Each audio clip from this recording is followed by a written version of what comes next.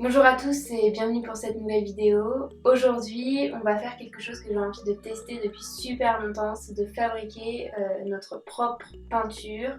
Donc j'ai regardé sur internet, normalement avec de la farine, du sucre, du sel et un petit colorant alimentaire, bien entendu de l'eau, on devrait pouvoir s'en sortir. Donc on va découvrir ça ensemble. L'objectif de la vidéo, c'est d'avoir à la fin mon empreinte de main avec cette peinture. Donc j'espère vraiment que ça va marcher. Du coup c'est parti, on commence par mélanger tous les ingrédients pour pouvoir fabriquer la peinture.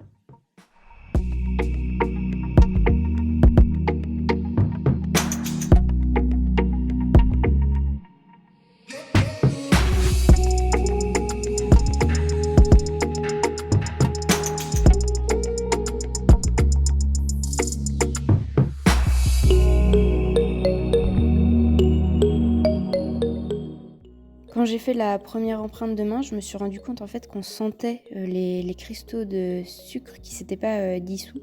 Du coup ce que j'ai fait, c'est que j'ai rajouté de l'eau à mon mélange pour tester une seconde empreinte.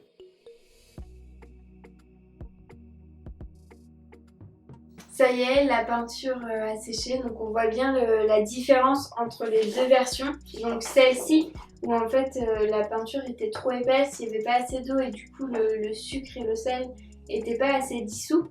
Et donc on voit bien ici, on a des parties un petit peu plus épaisses à cause de ça.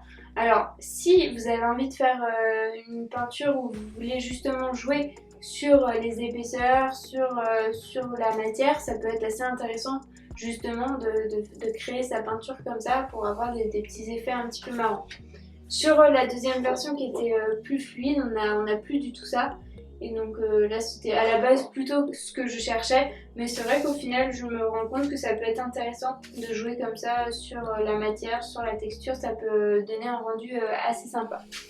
En tout cas, en séchant, la couleur n'a pas changé. Donc franchement, je suis super contente. C'était un bon premier test. L'avantage de cette peinture, c'est que du coup, elle est non toxique. Donc vous pouvez l'utiliser super facilement avec des enfants. Il n'y a pas de risque. Au moins, on a l'esprit tranquille quand ils l'utilisent.